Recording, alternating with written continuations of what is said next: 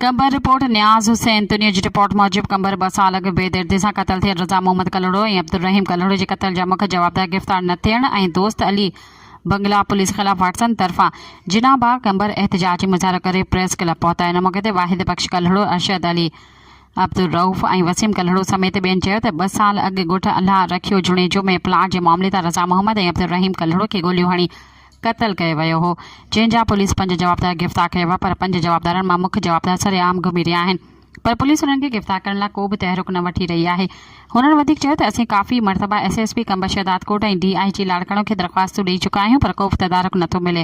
हुननि IG सिंध खे appeal कई आहे त मुख्य जवाबदारनि खे गिरफ़्तार कराए इंसाफ़ कयो वञे। मां ॻोठ अल्लाह रखियो जुणे जो वेठल आहियां। मुंहिंजा चाचो ऐं मामो अब्दुल रहीम क़तल थियल आहिनि 14/7/2023 ते दोस्त अली बंगला हद जे थाणे जी हद में जेका क़तल कया विया आहिनि।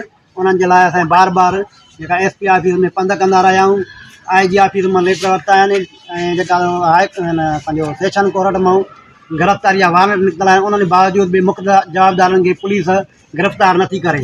असां बार बार रिक्वेस्ट कंदा रहिया आहियूं। 2 साल असांखे दिलासनि में आथरनि में रुलायो वियो आहे, जंहिंजे करे असां हाणे IG सिंध DIG लाड़काणो रज़ा मोहम्मद कलड़ो ऐं अब्दुल रहीम कलड़ो जन खे क़तल कयो वियो आहे। ऐं जेका चीफ जस्टिस ऑफ पाकिस्तान कुझु जवाबदार गिरफ़्तार थिया आहिनि, जेका माना उन्हनि मुख्य जवाबदार जेके अॼु बि आज़ादु घुमंदा रहिया। मुख्य जवाबदार कुर्बान जुणे जो ऐं बगन जुणे जो, गुलहसन जुणे जो, रियाज़ जुणे जो ऐं अल्ताफ़ जुणे जो 3 गिरफ़्तार न थिया आहिनि। 5 ॼणा गिरफ़्तार न आहिनि, जेके आज़ादु घुमी रहिया आहिनि ऐं बार बार असांखे धमकियूं ॾियाराए रहिया आहिनि। जेको अहिड़ो कोर्ट सबूरी में केस हलंदड़ बि आहे, नालो वाहिद बख़्श आहे, चाचो आहे ऐं हिकिड़ो जेका मुंहिंजो मामो आहे। हिन जा नंढड़ा बचड़ा आहिनि, जेका अब्दुल रहीम जा नंढड़ा बचड़ा आहिनि, जेके हिन महिल लावारस लॻा हुआ त हिननि जे मथां शफ़क़त वारो हथु जेको हुयो उनखे हिन ज़ालिमनि क़तल करे ॿुधाई बेगुनाह क़तल कयो आहे। ज़ालिमनि खे जेका कानून जे कटड़ में आंदो वञे ऐं उनखे गिरफ़्तार करे। एहतजाज तुंहिंजो मोहम्मद अली हसन अली कलड़ो